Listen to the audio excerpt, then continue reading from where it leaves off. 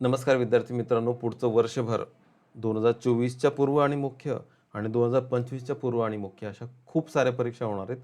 या सर्व परीक्षांना महत्त्वाचा असणारा महाराष्ट्राचा आर्थिक पाहणी अहवाल 2023-24च्या महाराष्ट्राच्या आर्थिक पाहणी अहवालावर काही महत्त्वाचे व्हिडिओज मी ब्राईट माइंड्स अकॅडमी ॲप आणि यूट्यूब चॅनलवर मोफत अपलोड करणार आहे. जरूर त्याचा लाभ घ्या. या अहवालावर आधारित आजचा पहिला व्हिडिओ. महाराष्ट्राच्या आर्थिक पाहणी अहवालामध्ये इंडेक्समध्ये पुढचा मुद्दा दिलेला आहे, तो आहे दृष्टिक्षेपात महाराष्ट्र. काही तक्ते दिलेले आहेत 60-61 पासून 2022-23 पर्यंत काय स्थिती महाराष्ट्राची आहे, त्याचे काही महत्त्वाचे आकडे दिलेले आहेत, ते आपल्याला बघायचे आहेत. हे सगळे आकडे परत त्या प्रकरणात येणारच आहेत. त्या प्रकरणांची ही समरी या तक्त्यात दिलेली आहे. हा तक्ता अत्यंत महत्त्वाचा. याच्यात असलेले आकडे हे त्या प्रकरणात वाचल्यावर लक्षात राहतीलच. पण हा व्हिडिओ तुम्ही जितक्या वेळा जास्त वेळा बघाल तितक्या वेळा हे आकडे खूप आहेत, म्हणजे आकडे लक्षात राहण्याची प्रॉबॅबिलिटी खूप जास्त होईल जितक्या वेळा तुम्ही हा व्हिडिओ बघाल. ठीक आहे. 6 आपले महसुली विभाग आहेत, 36 जिल्हे आहेत, 355 तालुके आहेत. हे एव्हाना आकडे तुमचे पाठ झाले असतील. हेच आपल्याला परत या तक्त्यात रिपीट करायचे आहेत. असे आणि लोकसंख्येचे आणि उत्पन्नाचे आणि कृषी आणि उद्योग असे वेगवेगळे आकडे आपल्याला आजच्या या व्हिडिओमध्ये बघायचे. 308 चौरस किलोमीटर एवढं आपलं क्षेत्रफळ आहे. 720 किलोमीटर लांबीचा आपल्याला समुद्रकिनारा लाभलेला आहे. हे आकडे जितक्या वेळा आपण बंबार्ट करू स्वतःवरच तितक्या वेळा ते लक्षात राहण्याची प्रॉबॅबिलिटी जास्त आहे. माझा उद्देश आहे की ते आकडे परत आपण हायलाईट करावेत. हायलायटर उचलला मी आता, आपण हायलाईट करूया. 308,000 चौरस किलोमीटर आपलं क्षेत्रफळ आहे. 720 किलोमीटर लांबीचा समुद्रकिनारा आपल्याला लाभलेला आहे. 6, 36, 355 6 महसुली विभाग आहेत, 36 जिल्हे आहेत, 355 तालुके आहेत. 36 आधी 35 होते, ते कसे होत गेले आणि ठाणे जिल्हा मग पालघर कसा ॲड झाला हे सगळं तुम्ही भूगोलात शिकलेलाच आहात. आपल्याला फक्त ते समराईज करतो आपण. 6, 36, 355 जवळपास 40,959 गावं आणि 534 शहर आहेत. 40,959 वस्ती असलेली गावे आणि 2,706 वस्ती नसलेली गावं आहेत.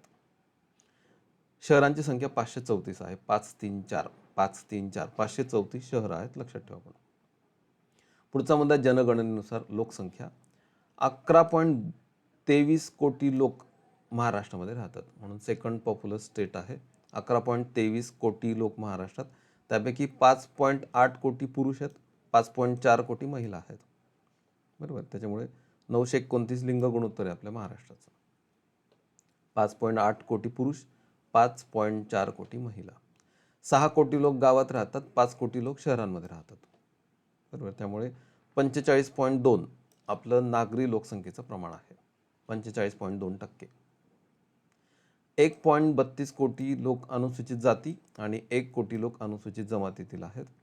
365 आपली लोकसंख्या घनता आहे. 82.3 आपली साक्षरता आहे. आकडे पाठ आहेत, रिपीट करतोय आपण फक्त. खालचे 4 आकडे परत वाचतो. 365 लोकसंख्या घनता, 82.3 साक्षरता, 82.3 82.3. 929 लोकसंख्या गुणोत्तर, लिंग गुणोत्तर, 45.2% नागरी लोकसंख्या. विचारले गेलेले मुद्दे आहेत. पुढचा मुद्दा आहे सांकेतिक राज्य उत्पन्न. आपलं राज्याचं उत्पन्न किती? जवळपास 32 लाख कोटी रुपये जवळपास आपल्या राज्याचं उत्पन्न आहे. ठीक आहे, जवळपास 32 लाख. आपल्या देशाचं उत्पन्न जवळपास 200 लाख कोटीच्या आसपास कुठेतरी फिरत आहे सध्या. त्यातलं 32 लाख तर एकट्या महाराष्ट्राचंच आहे. ठीक आहे, परफेक्ट आकडे आपण त्या प्रकरणात घेणारच आहे. 32 पैकी जवळपास 17 लाख कोटी रुपये म्हणजे जवळपास अर्धे सेवा क्षेत्रात येतात. ठीक आहे, 16.80 म्हणजे मी 17 म्हटलं, म्हणजे 50% जास्त उत्पन्न सेवा क्षेत्राचं आहे. त्याच्यानंतर 6.98 म्हणजे जवळपास 7 उद्योग क्षेत्रात आहेत आणि 3.61 म्हणजे जवळपास 4 लाख कोटी रुपये. ठीक आहे, ही आकडे बेरीज भरणार नाही कारण आपण ते एकदम राऊंडिंग करून टाकलं. उद्योग क्षेत्र जवळपास 7 लाख कोटी रुपये आणि कृषी क्षेत्र जवळपास 4 लाख कोटी रुपये, 3.5 लाख कोटी रुपये कृषी आणि संलग्न क्षेत्रातून येत आहेत. एका महाराष्ट्रीयन व्यक्तीचं दर वर्षाचं उत्पन्न सरासरी 2.5 लाख रुपये आहे. आपण ते पण हायलाईट करूया. महाराष्ट्राचं दरडोई उत्पन्न 2.5 लाख. मग हे 2.5 लाख जर कॅल्क्युलेट केलं दरडोई उत्पन्न, तर मग महाराष्ट्र कितवा आहे याची क्रमवारी आपण त्या प्रकरणात शोधणार आहे. आपण जस्ट एक ओळख करून घेतो आता. महाराष्ट्रात जर 100% पाऊस पडणं अपेक्षित असेल तर 2022-23 119.8% पाऊस पडलेला 22-23 सरासरी पर्जन्य 119 सरासरीपेक्षा जास्त पडला, 19.8 एवढा जास्त पडलेला आहे. निव्वळ पेरणी क्षेत्र जवळपास 16,000 हेक्टर एवढं आपलं निव्वळ पेरणी क्षेत्र आहे. हे क्षेत्र म्हणजे काय ते पण आपण त्या प्रकरणात बघणार आहे. एवढा एकरचा आकडा आपण वाचूया इथे. नंतर पिकांखालील क्षेत्र, जर आपण तांदूळ, गहू, ज्वारी, बाजरी जर लावत असू, ही सगळी तृणधान्य आहेत, मग कडधान्य, तर तांदूळ, गहू, ज्वारीमध्ये जर आपण विचारात घेतलं तर हा क्रम लागतोय की तांदळाचं लागवड क्षेत्र सर्वात जास्त आहे, त्याच्यानंतर ज्वारीचं आणि त्याच्यानंतर गव्हाचं.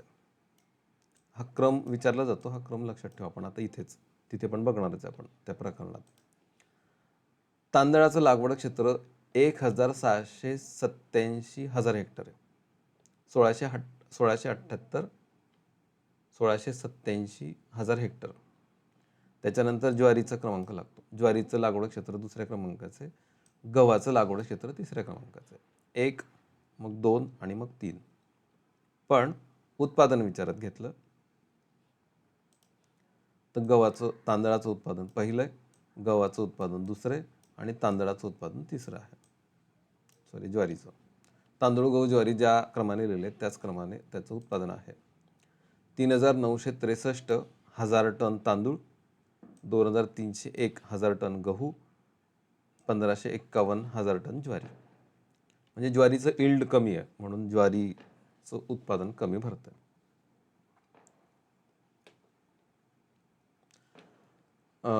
कृषी गणना, वहिती खातेदारांची संख्या म्हणजे शेतकऱ्यांची संख्या किती आहे आपण तिथे बघणारच आहे. 15-16 जर आपण मोजलं तर 15,000 एवढी वहिती खातेदारांची संख्या आहे. आणि वहितीचं सरासरी क्षेत्र म्हणजे एका खातेदाराचं म्हणजे एका शेतकऱ्याच्या मागे जवळपास 1.34 हेक्टर एवढी शेतजमीन आहे. पशुधन गणना, आपण आकडा तिथे येणारच आहे. 33,000 एवढं पशुधन आपल्याकडे आहे. ठीक आहे, एवढा एकच आकडा घ्यायचा आपल्याला. 33,000 एवढे पशुधन आपल्याकडे आहेत. ट्रॅक्टर 1,00,000 ट्रॅक्टर आहेत महाराष्ट्रामध्ये. ट्रॅक्टरांची संख्या पण विचारली जाते, ते पण आपण विचारत घेऊ.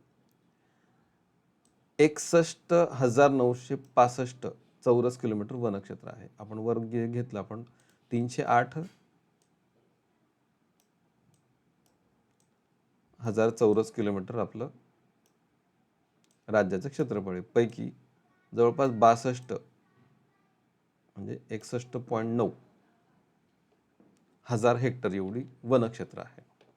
ठीक आहे, एवढा एक आकडा थोडासा आपण इथे लक्षात ठेवूया.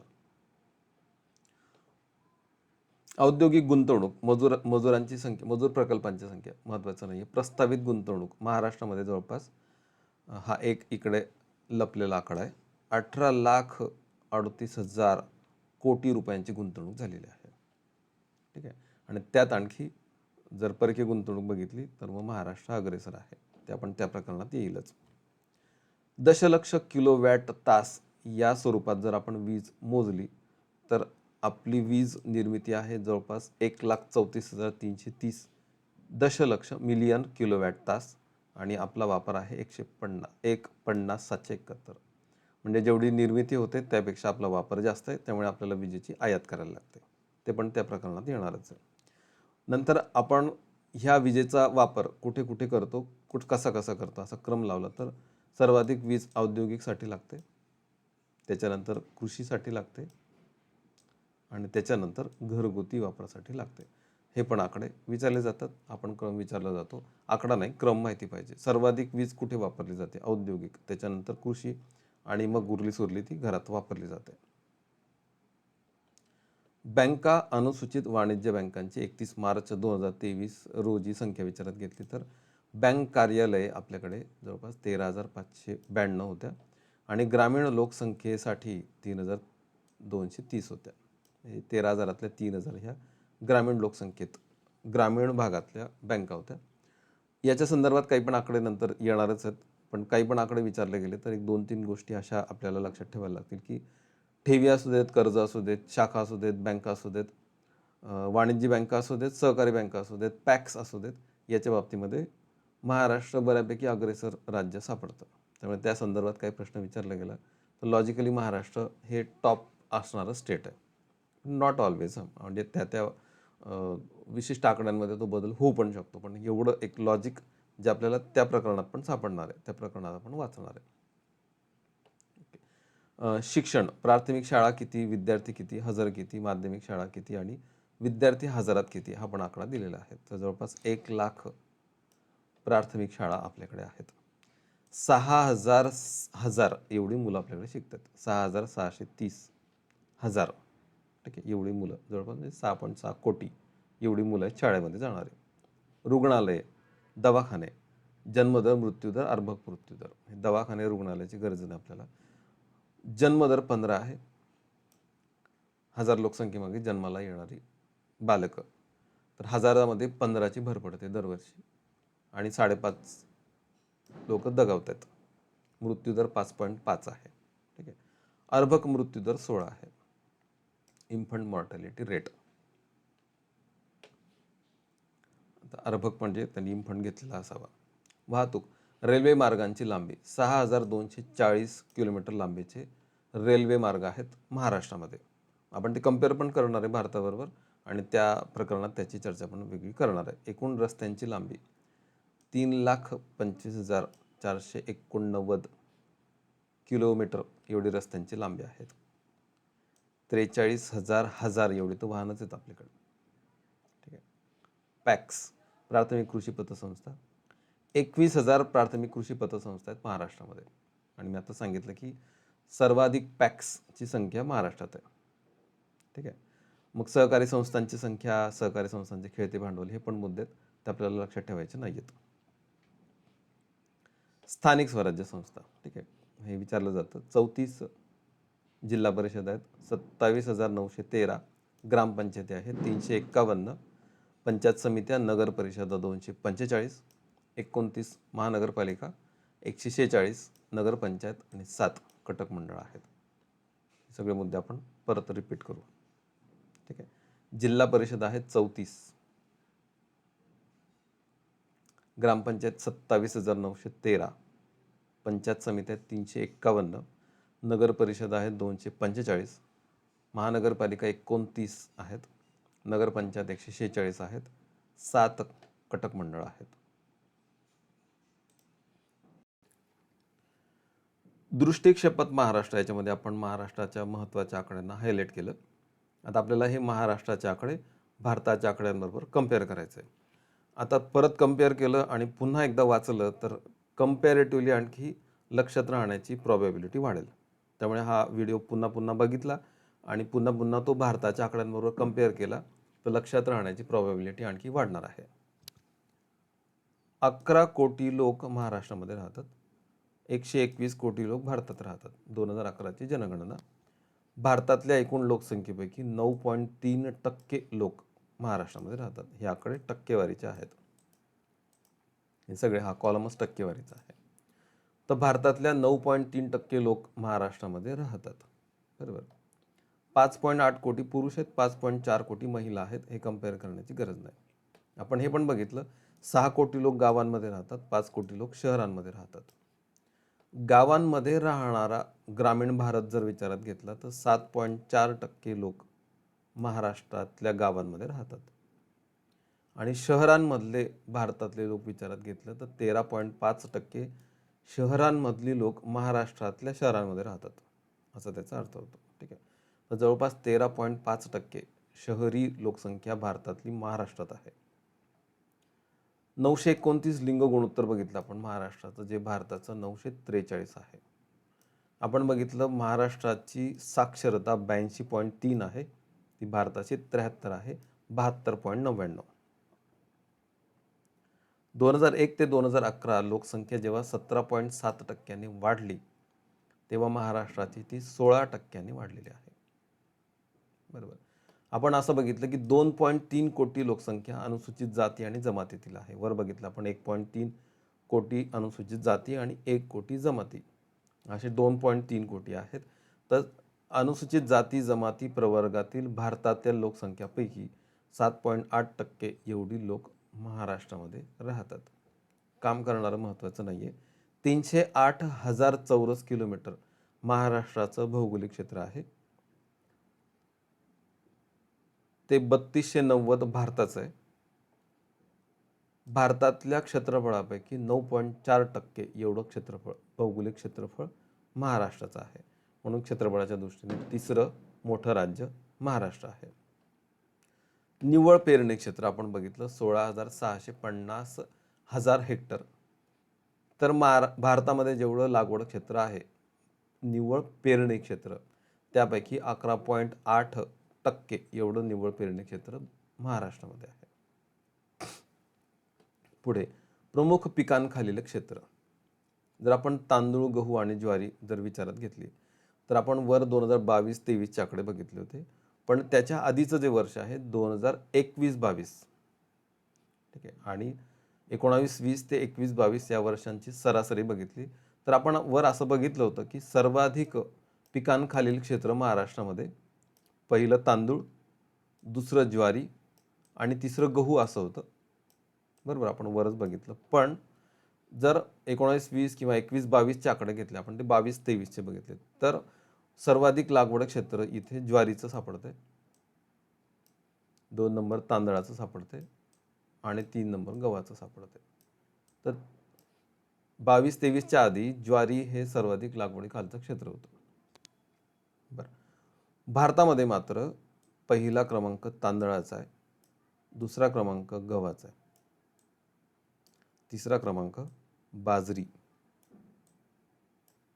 ठीक आहे. मका पण असेल, मका दिलेलं नाही इथे, पण पहिला आणि दुसरं तांदूळ आणि गहू आहे, ठीक आहे. आणि जर 21-22 विचारात घेतलं तर उलट क्रम आहे, ज्वारी पहिलं महाराष्ट्राचं, ठीक आहे. हे कळतंय ना आपल्याला, हे महाराष्ट्राचं आहे आणि हे भारताचं आहे. तर भारताचा क्रम आहे एकूण पिकांखालील क्षेत्र तांदूळ, गहू आणि मग ज्वारी. इकडे ज्वारी, मग गहू, मग तांदूळ आणि मग गहू. पण 22-23 मध्ये तांदूळ, ज्वारी, गहू असा क्रम आहे, हे पण आपण वर बघितलेलं आहे. भारतामध्ये जेवढं ज्वारीचं पिकांखालील क्षेत्र विचारात घेतलं तर अर्ध्याहून अधिक ज्वारी पिकाखालील क्षेत्र महाराष्ट्रामध्ये आहे. हे पण आपल्याला कम्पेअर करता येईल. आणखी कापसाच्या एकूण लागवडी क्षेत्रापैकी 34.8% एवढं कापसाखालील पिकांखालील क्षेत्र महाराष्ट्रामध्ये आहे. महाराष्ट्र गुजरात सारखी स्पर्धा सुरू असते, कधी गुजरात महाराष्ट्र क्रम असतो, कधी महाराष्ट्र गुजरात असा क्रम असतो. आता पशुधन आपण असं बघितलं वर 33,000 एवढं पशुधन महाराष्ट्रामध्ये आहे 2019च्या गणनेनुसार. देशातील 6.2% एवढं पशुधन महाराष्ट्रामध्ये आहे. देशातील 4.4% एवढं ट्रॅक्टर महाराष्ट्रामध्ये आहेत, ठीक आहे. आणखी आपण असं पण बघितलं होतं की 61,000 चौरस किलोमीटर 308 पैकी एवढं वनांखालील आहे असं आपण बघितलं, ते इथे 775 आहे. भारतातल्या वनांखालील क्षेत्रापैकी 8% वनांखालील क्षेत्र महाराष्ट्रामध्ये आहे. एवढे एकच आकडे मी परत सांगतो, हा व्हिडिओ पुन्हा बघा तुम्ही, तो पुन्हा बघितला तर ती प्रॉबॅबिलिटी जास्त राहील लक्षात ठेवण्याची, लक्षात राहण्याची. काय विचारलं जाईल माहीत नाही, ठीक आहे, पण प्रॉबॅबिलिटी हाय आहे ते लक्षात राहण्याची जर तुम्ही परत रिपीटेडली ते बघितलं तर. आपण असं बघितलं की 18 लाख कोटी रुपये महाराष्ट्रातल्या उद्योगांमध्ये गुंतवणूक केले गेले. भारतात जेवढी गुंतवणूक होते त्यातली 12.2% गुंतवणूक महाराष्ट्रामध्ये होते. आपण असं बघितलं की एकूण निर्मिती आणि एकूण वापर याच्यात तफावत हे पण बघितलं. आपली निर्मिती कमी होते, वापर जास्त होतोय विजेचा. निर्मितीमध्ये आपण 8.3च आहेत आणि वापरामध्ये भारतामध्ये आपण 11.9 आहेत. म्हणजे जेवढा वापर भारतामध्ये होतो त्यातला आणखी वापर आपण जास्त करतोय. आपले उद्योग जास्त वापर करतात, आणखी 14.1%. आणखी हे पण जास्त महत्त्वाचं, बँक कार्यालय भारतातली एकूण जेवढी कार्यालये आहेत त्यातली 8.8% एवढी बँका महाराष्ट्रात आहेत. ग्रामीण भागातले पण 6% ग्रामीण बँका भारतामध्ये आहेत. आणखी एक आकडा खाली पण येणार आहे. भारताच्या GDP मध्ये 13.5% वाटा महाराष्ट्राचा आहे. ठीक आहे, हे पण येईल आणि त्याच्यावरनं महाराष्ट्र कोणत्या क्रमांकावर हे पण त्या प्रकरणात येणार आहे. आपण जस्ट आकड्यांची कम्पेअर करतोय. ओके, चालू किमतीनुसार दरोडे उत्पन्न आपण बघितलं, जवळपास 2.5 लाख महाराष्ट्राचं दरोडे उत्पन्न आहे. भारताचं दिलेलं नाही आहे, पण त्याच्यावरनं आपल्याला आणखी इतर राज्यांचं येऊन आपल्याला कम्पेअर करता येणार आहे. याच्या पुढची सगळी प्रकरणं आपण एक एक टप्प्याटप्प्याने बघून नंतर सगळ्यात शेवटी परत ह्या व्हिडिओमध्ये असणाऱ्या या सगळ्या आकड्यांची आपल्याला चर्चा करायची आहे. म्हणजे ते आणखी लक्षात राहण्याची प्रॉबॅबिलिटी वाढेल.